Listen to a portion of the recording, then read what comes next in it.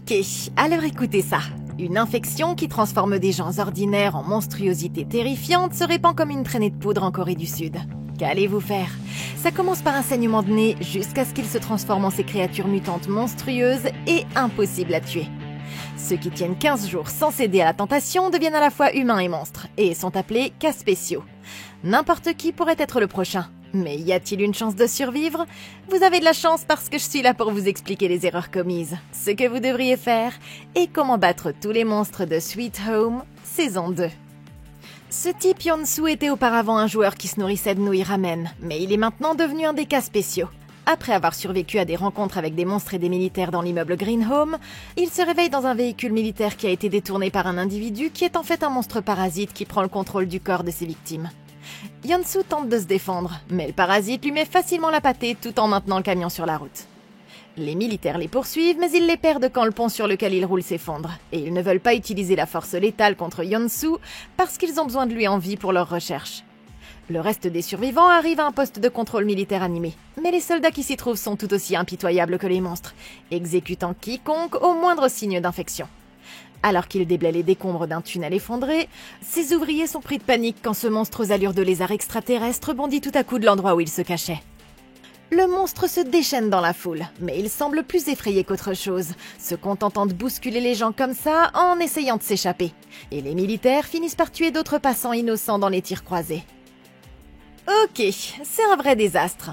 Ces survivants pensaient échapper au danger qui les guettait dans les appartements, mais ils se sont retrouvés dans une situation encore pire.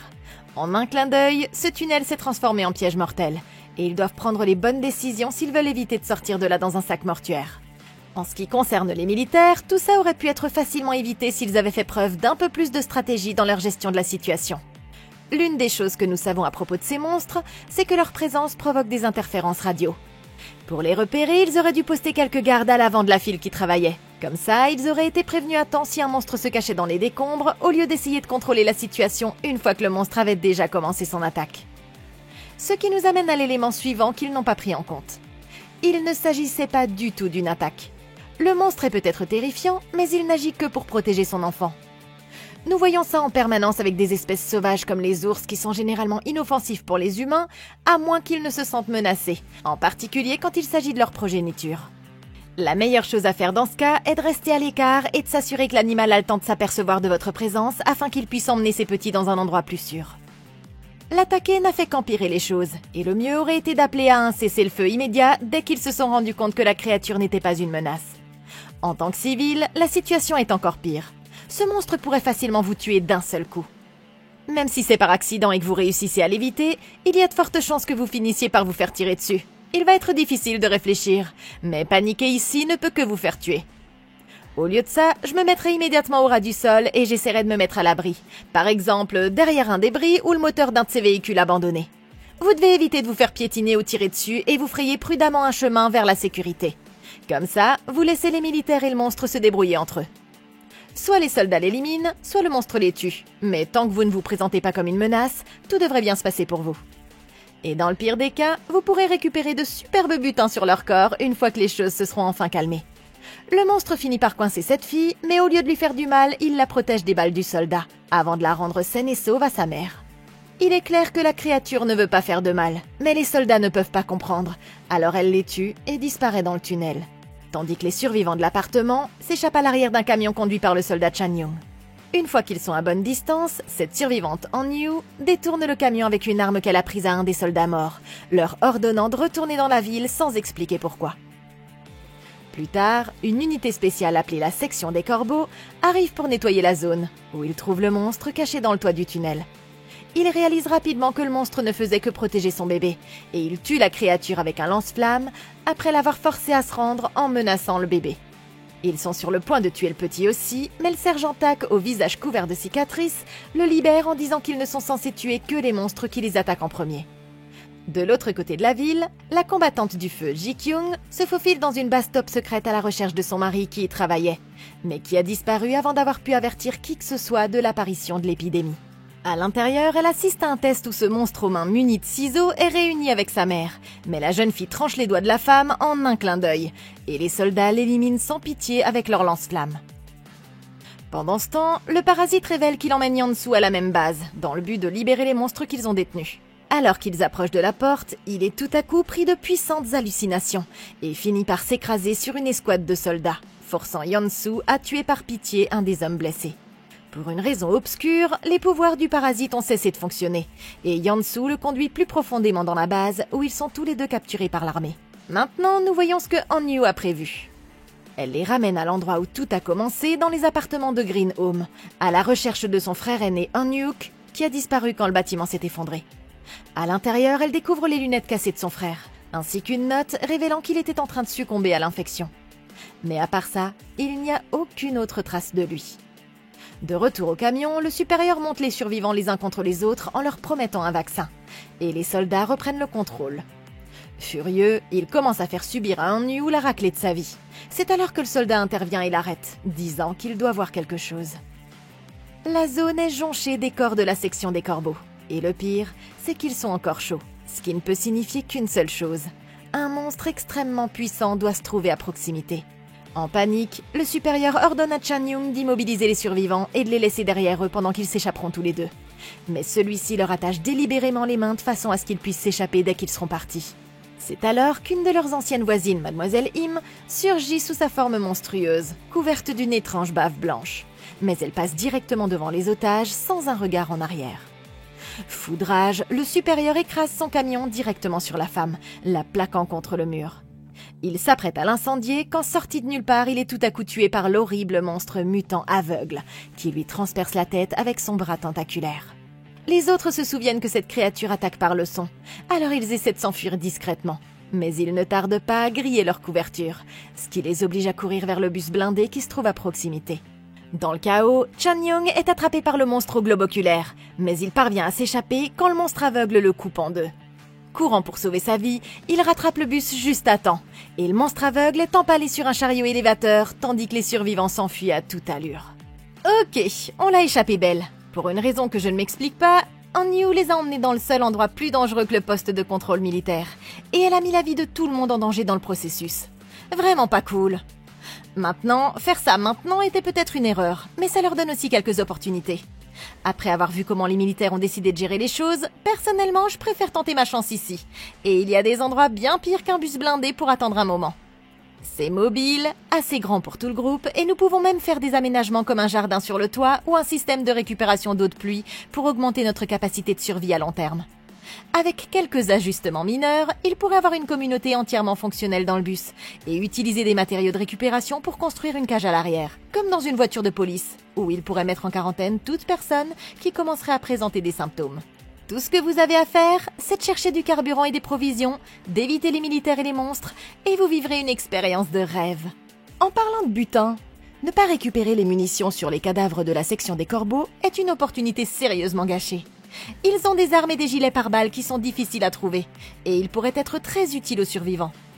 Ils ne sont pas tous des combattants professionnels, mais au moins Han-yu, Jisoo et Chan-young savent comment utiliser les armes, et pourraient facilement former les autres avec le temps.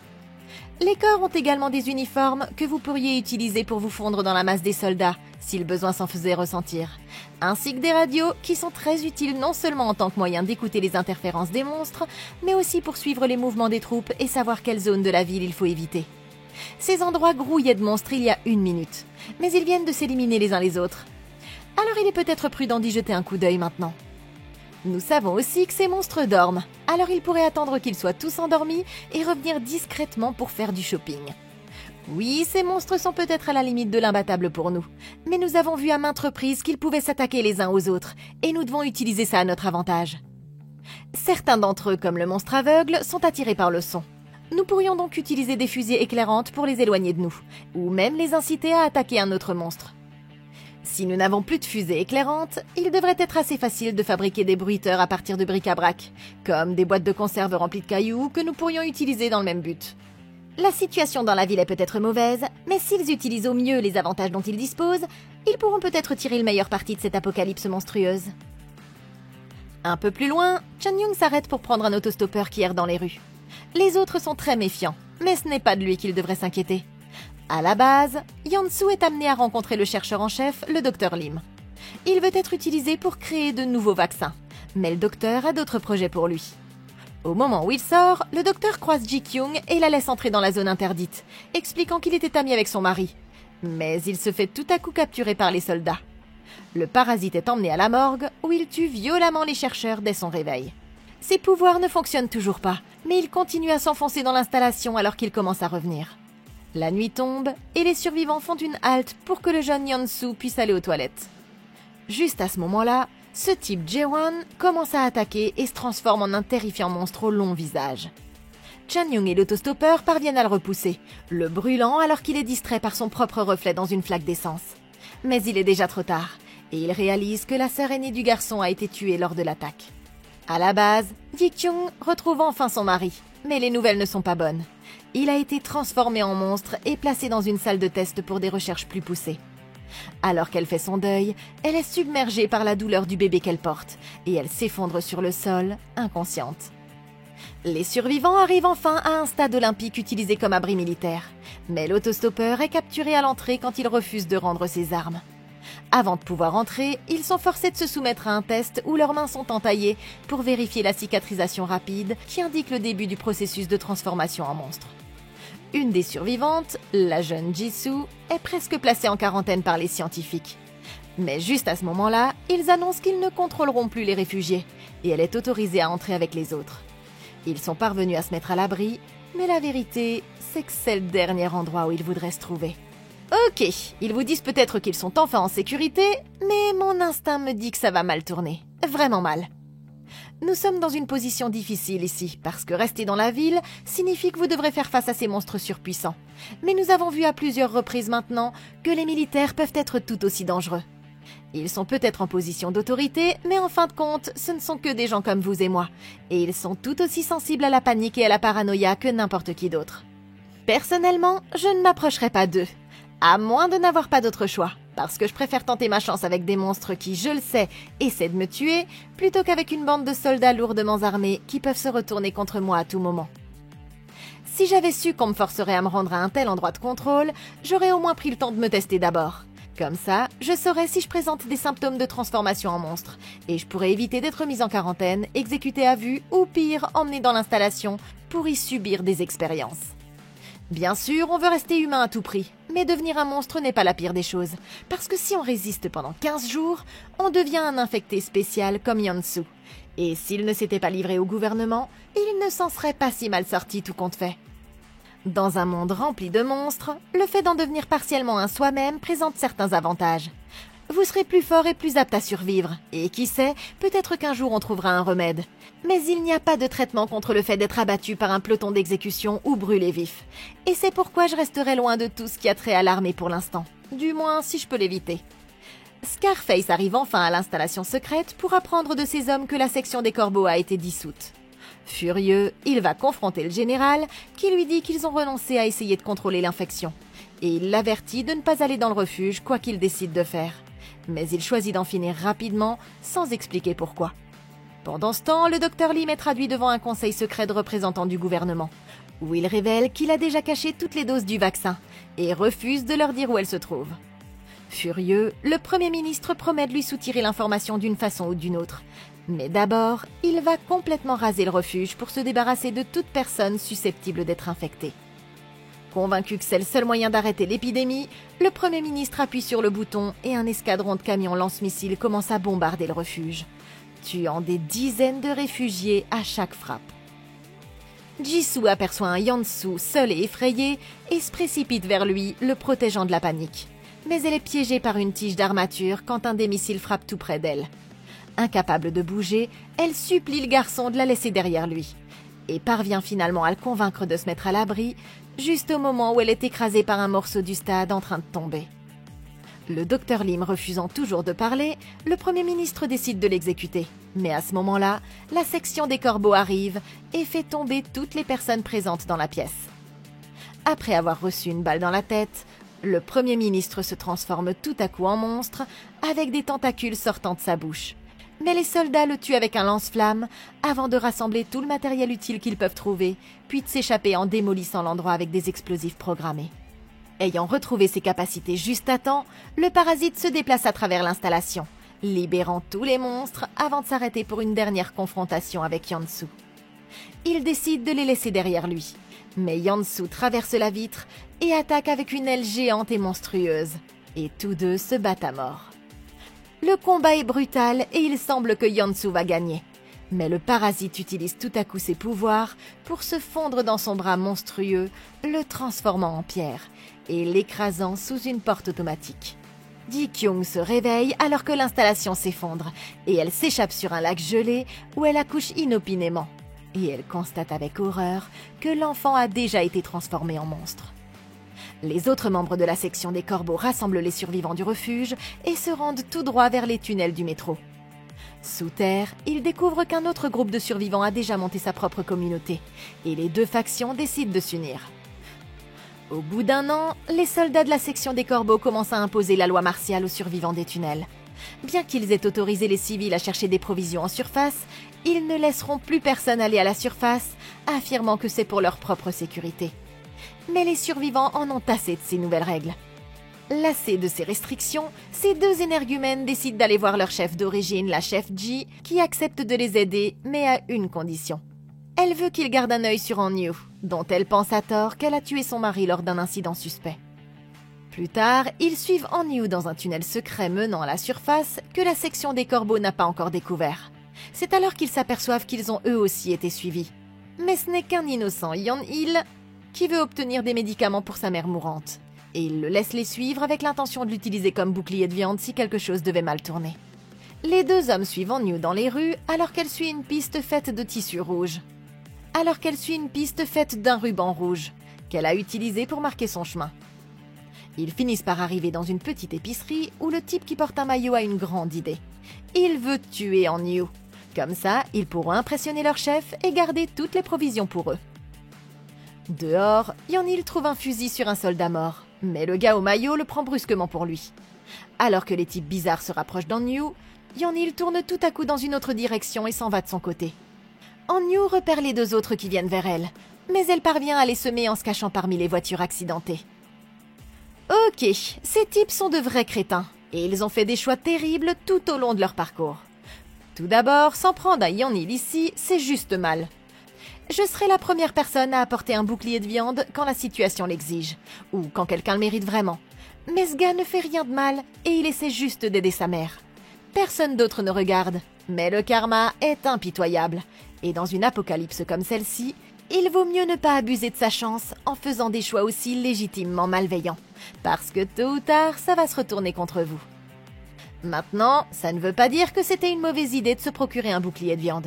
Ils auraient simplement dû choisir quelqu'un de plus approprié pour cette tâche. Les tunnels sont remplis de survivants qui ne demandent qu'à partir à la recherche d'un bon butin. Il n'aurait donc pas été trop difficile pour ces deux-là de trouver un autre candidat au sacrifice, si les choses tournaient mal. Mais ils doivent garder le cercle bien fermé, parce que si trop de gens découvrent la sortie, ce ne sera qu'une question de temps avant qu'ils ne fassent sauter l'endroit et n'attirent des ennuis à tout le monde, ou pire, qu'ils ne laissent accidentellement entrer quelque chose de dangereux. En ce qui concerne le choix des assassins, je ne les engagerai même pas pour un paquet de chewing-gum. Ils connaissent déjà le chemin que prend Hanyu et où se trouve sa sortie secrète. Donc une fois qu'ils ont atteint l'épicerie, ils auraient pu facilement attendre qu'elle revienne et l'attraper sur le chemin du retour, au lieu de la suivre plus profondément dans la ville dangereuse. Non seulement ces types sont mauvais, mais ils sont aussi stupides. Et ils vont avoir ce qu'ils méritent bien assez tôt. Maintenant, en ce qui concerne Hanyu, elle devrait peut-être vérifier si elle est suivie un peu plus tôt la prochaine fois. Après tout, nous apprendrons plus tard que c'est la chef elle-même qui lui a indiqué la sortie. Et pourquoi ferait-elle ça si elle pense que cette fille a tué son mari? Il est clair que la chef veut qu'elle se fasse tuer là-bas. Ce qui fait qu'elle n'est vraiment jamais assez prudente. Hanyu fait tout ça pour retrouver son frère. Mais n'oublions pas que la dernière fois qu'elle l'a vu, c'était dans un immeuble envahi par des monstres assoiffés de sang et impossibles à tuer, pris d'assaut par des criminels sans pitié et qui s'est ensuite effondré. Et il s'est écoulé une année entière depuis. Je déteste être porteuse de mauvaises nouvelles, mais ce type est mort, ou pire. Il est temps pour Hanyu d'avancer dans sa vie et d'arrêter de prendre des risques inutiles, parce qu'en tant que grand frère, c'est ce qu'il voudrait qu'elle fasse. De son côté, Yeon-il arrive dans une serre abandonnée, où il trouve une mystérieuse jeune fille avec des moufles accrochées autour de son cou, qui dort paisiblement au milieu des fleurs.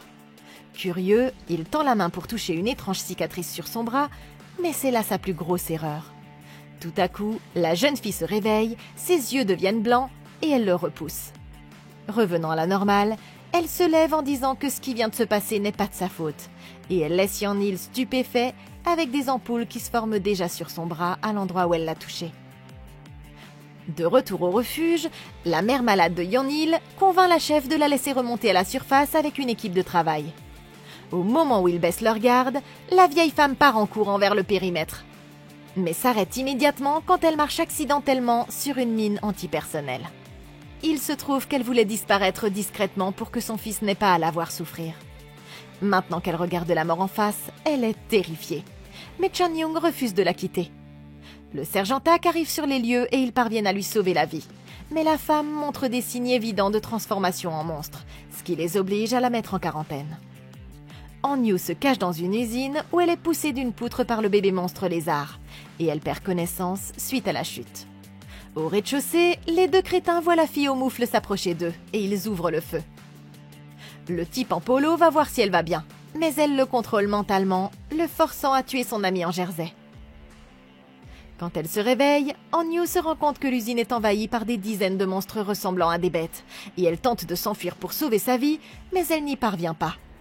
Alors que tout semble terminé, elle est tout à coup sauvée par un infecté invisible, et elle pense qu'il pourrait s'agir de son frère. Elle court dehors à sa recherche, le suppliant de se montrer. Mais au lieu de ça, elle voit la fille au moufle qui l'observe. La fille la reconnaît apparemment, bien qu'Han-yu soit sûre qu'elles ne se sont jamais rencontrées. Confuse, elle tend la main pour attraper l'épaule de la fille, mais le bébé lézard plaque Han-yu au sol, l'abandonnant alors que Mademoiselle Moufle et ses amis monstres disparaissent dans la ruelle. Le refuge est sur le point d'avoir de gros problèmes, parce que l'explosion de la mine terrestre a alerté tous les monstres de la ville. Mais une escouade dirigée par le sergent Kim, commandant en second, attire les monstres vers une station-service. Là, il fixe du C4 sur les pompes et déclenche quelques petites explosions pour attirer l'attention des monstres. Après s'être mis à l'abri, Kim tire sur les explosifs avec son arme, les tuant tous dans une énorme boule de feu. C'est une grande victoire. Mais maintenant, ils sont à court de munitions. Ce qui signifie qu'ils devront faire attention à éviter tout combat inutile. Sur le chemin du retour, les soldats trouvent Yeon-il errant seul dans les rues et ils le ramènent dans le refuge. L'homme a besoin de soins médicaux et Chan-young l'emmène voir le scientifique Dr Lim, qui est devenu le médecin du refuge. Lim ne se soucie guère de lui au début, mais il s'intéresse à lui quand il remarque l'étrange cicatrice sur son bras, et il décide que l'homme doit rester là le temps de faire d'autres tests. En sortant, Chan-young demande au docteur s'il est théoriquement possible qu'un monstre choisisse de protéger quelqu'un. Et bien que le docteur pense que tout cas de ce genre n'est probablement qu'une coïncidence, il dit à Chan-young de faire un rapport s'il voit à nouveau cette créature choisir, en disant que ça pourrait être la clé pour trouver un remède. Alors qu'il effectue des tests sur Yeon-il, le docteur Lim remarque quelque chose d'étrange dans son sang. L'homme a été infecté, mais il ne présente apparemment aucun symptôme. Mais au lieu d'essayer de l'aider, il décide de provoquer intentionnellement la transformation de Yeon-il en monstre pour voir ce qu'il peut en apprendre. Ok, ce pauvre Yeon-il n'arrive pas à s'en sortir, et je me sens vraiment mal pour lui. Il faut que quelqu'un retire l'alcool à brûler du docteur Lim, parce qu'il a un peu trop forcé sur la bouteille si vous voulez mon avis. À vrai dire, rien n'est plus dangereux que de penser que c'est une bonne idée de transformer délibérément quelqu'un en monstre. Il se comporte comme un véritable psychopathe, et il est sur le point de commettre une énorme erreur. Le docteur vient de découvrir que Yeon-il a été infecté, mais ne présente aucun symptôme de mutation en monstre. Et il y a de fortes chances que ce qui lui est arrivé soit une avancée majeure dans la compréhension de la maladie, et peut-être même un jour dans sa guérison. Non seulement le forcer à devenir un monstre serait carrément diabolique, mais ce serait aussi un énorme gâchis de leur meilleure opportunité jusqu'à présent. S'il croit vraiment que Yeon-il sait quelque chose d'utile, il doit le garder sain d'esprit aussi longtemps que possible, afin qu'il puisse en apprendre davantage sur ce qui lui est arrivé pendant qu'il était en ville. Au lieu de l'utiliser comme cobaye dans une autre de ses expériences tordues, il devrait rapidement informer les militaires de ce qu'il vient de découvrir. Comme ça, ils pourront l'aider à tirer le meilleur parti de cette occasion unique de trouver un remède. Il ne se souvient peut-être pas beaucoup de ce qui lui est arrivé là-bas, mais avec un peu de patience et une planification minutieuse, il pourrait être en mesure d'emmener Yeon-il en expédition pour revenir sur ses pas et voir ce qu'ils peuvent trouver. Pendant ce temps, Chan-young apprend qu'Han-yu est sortie en cachette, et il décide de la suivre. Il la retrouve à la sortie secrète des tunnels, et il l'interroge sur l'infecté spécial qu'elle recherche. À ce moment-là, il voit la fille au moufle qui les observe, et elle dit à Han-yu qu'elle peut l'aider à trouver son frère. Mais Chan Young l'arrête juste au moment où une étrangère émerge de l'obscurité, exigeant que la fille vienne avec elle. L'inconnu s'avère être Yi Kyung, quand Nyu reconnaît des appartements, et elle prend la fille et disparaît en refusant d'expliquer pourquoi. Désespérée, Nyu prend ses affaires et se lance à sa poursuite, suivie de près par Chan Young. Alors qu'Nyu tente de le semer, elle trébuche et tombe dans un piège rempli de pointes. Chan Young la rattrape juste à temps, lui sauvant la vie, avant d'être lui-même poussé par un inconnu dans un accoutrement fantaisiste. Heureusement, il réussit à s'agripper à un tuyau et ils parviennent à éviter de tomber dans les pics. Et l'étranger les laisse piéger comme ça, sans aucun moyen de remonter. Ok, et voilà pourquoi il ne faut pas courir après des monstres dangereux et des survivants armés à travers des terres inexplorées au milieu de la nuit. La vérité, c'est qu'ils n'ont échappé à la mort que par un coup de chance, et que le fond d'un piège est le dernier endroit où on a envie de se trouver, quelles que soient les circonstances, et encore moins quand le monde a été envahi par des fous furieux et des monstres assoiffés de sang. S'ils veulent survivre, ils ne peuvent pas rester longtemps ici, parce que personne ne viendra les aider, et c'est seulement une question de temps avant qu'un monstre ou celui qui a fait le piège ne vienne finir le travail. Mais la bonne nouvelle, c'est qu'ils ont peut-être tout ce qu'il faut pour s'échapper ici même. Le piège est conçu pour vous tuer instantanément quand vous tombez dedans. Mais en évitant les pointes, ils ont en fait trompé la mort. Il est donc temps d'utiliser ces pointes à leur avantage. Il semble qu'il y en ait suffisamment pour que s'ils parviennent à les extraire de la terre et à les planter dans les bords de la fosse, ils puissent créer une échelle de fortune qui les aidera à remonter. Et ils pourraient même se pousser mutuellement s'ils ont besoin d'un coup de main supplémentaire. Hein, quoi? Oui, bon, vous voyez, c'est sur une échelle, quoi. Si ça marche, ils pourraient aussi prendre plusieurs des pointes pour s'en servir comme des lances pour se protéger quand ils retourneront à l'abri. Là où ils devraient aller immédiatement parce que de toute évidence, s'en prendre à la fille au moufle ne peut que se solder par la mort de l'un ou l'autre d'entre eux. Le docteur essaie de pousser Yeon-il à bout pour qu'il se transforme, en le faisant sortir pour voir sa mère. Et il s'avère qu'il désirait en fait qu'elle meure pour qu'elle ne soit plus malade. Voyant qu'elle commence tout à coup à se rétablir, Yeon-il commence à se transformer en monstre. Il arrache la porte de sa cellule à main nue avant de la tuer violemment à l'aide d'une barre tranchante de l'armature. Sous le regard du médecin, Yeon-il entre dans une telle colère qu'il explose littéralement de rage et il asperge le médecin de son sang. Il court chercher le sergent Tak, mais celui-ci refuse de reconnaître ce qui s'est réellement passé. Au lieu de ça, il brûle les corps et décide qu'ils vont étouffer l'affaire en disant au public que la femme a simplement cédé à l'infection et tué son fils, affirmant que les gens perdraient tout espoir et que le refuge sombrerait dans le chaos s'ils venaient à découvrir que quelqu'un peut être atteint de la maladie sans en montrer le moindre symptôme. Dans la fosse, Chan Young et Nyu commencent à parler de l'infecté spécial qui la protège. Bien qu'elle n'en soit pas certaine, elle veut croire qu'il s'agit de son frère disparu. C'est alors que quelqu'un jette une corde dans le trou, et tous deux travaillent ensemble pour remonter. Quand Chan Young réussit enfin à remonter, ils sont presque attaqués par un monstre invisible, mais quelqu'un l'effraie en l'enflammant avec de l'essence. Il s'agit de l'autostoppeur Oh-sang, qui fait équipe avec une étrange fille nommée Hani. La fille se prend d'affection pour Chan Young, et ils finissent par les prendre tous les deux en otage. Oh-sang disant qu'ils vont devoir le rembourser pour avoir détruit son piège, mais promettant de laisser Nyu repartir le lendemain matin. Ok, ces deux-là viennent de devenir les clients du pire Airbnb de la planète. Et si vous me demandez, je dirais qu'il est temps de quitter les lieux plus tôt que prévu. Cet autostoppeur est un vrai méchant. Et il pourrait facilement être un allié puissant si les circonstances étaient différentes. Mais le fait est qu'on ne peut pas lui faire confiance. Après tout, il les a poussés dans la fosse alors qu'il aurait pu les aider à remonter au lieu de ça. Et ça montre tout ce qu'il y a à savoir sur sa stratégie de survie. Quiconque a survécu aussi longtemps dans la nature sans être tué par les monstres est capable de faire ce qu'il faut pour survivre. Et il n'y a aucun moyen de savoir ce qu'il a prévu pour eux. Alors il vaut mieux s'échapper pendant qu'ils en ont l'occasion, plutôt que de rester dans les parages et de le découvrir. Il leur a peut-être attaché les mains dans le dos, mais il les a laissés sans surveillance dans un hangar rempli de tout ce dont ils ont besoin pour s'échapper. Il est temps de mettre leurs différents de côté pour une fois, et de travailler ensemble pour sortir de là. Qu'ils se séparent ou non après ça, c'est une chose qu'ils pourront déterminer plus tard.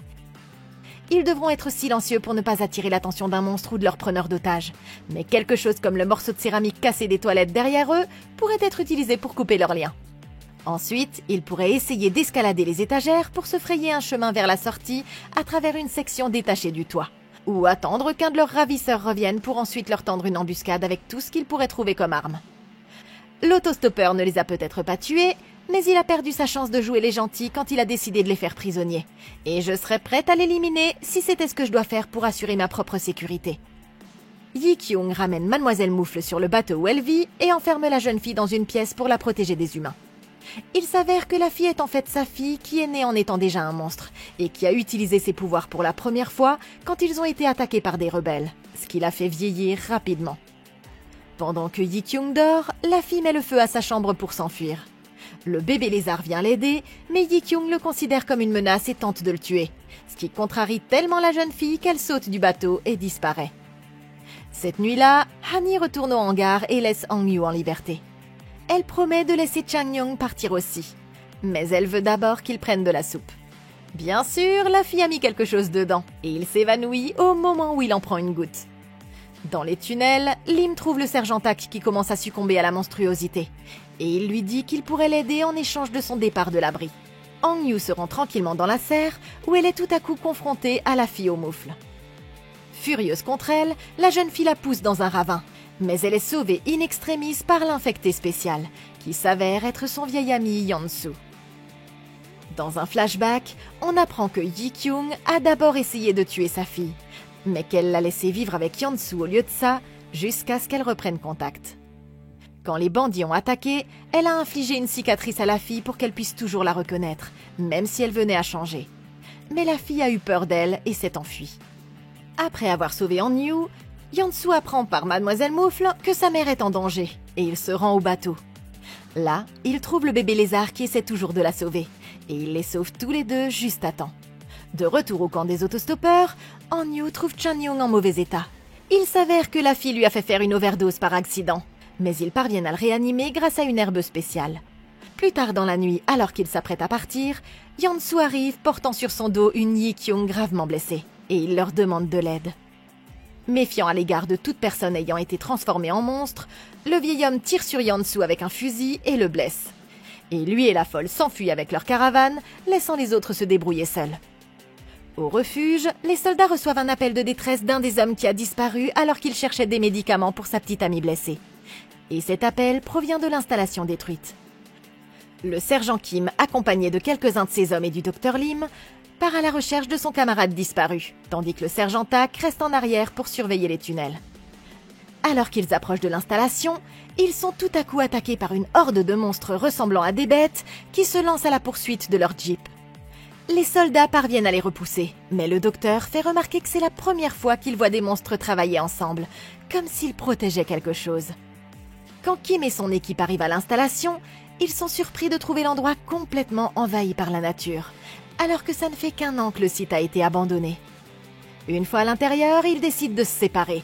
Kim et son ami Sok-chan accompagnent le docteur dans son ancien laboratoire, tandis que les autres partent à la recherche de l'homme disparu. Ok, ces gars-là semblent savoir ce qu'ils font. Mais personnellement, il y a plusieurs raisons pour lesquelles je réfléchirai à 2 fois avant de décider de me séparer. Il n'y a aucun moyen de savoir ce qu'ils vont trouver là-dessous.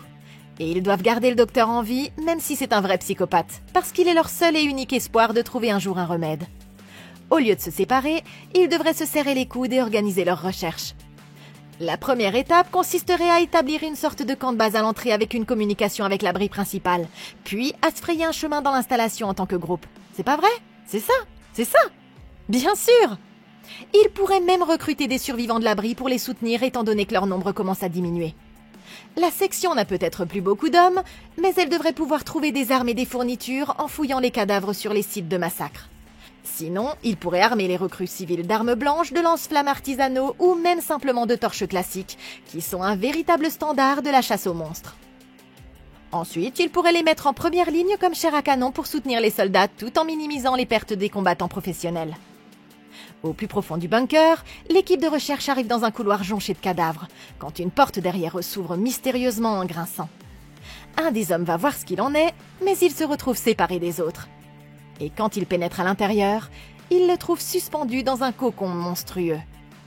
Ils essaient de le faire descendre, mais en vain, et ils sont obligés de battre en retraite alors qu'un blob de lave rouge se lance à leur poursuite.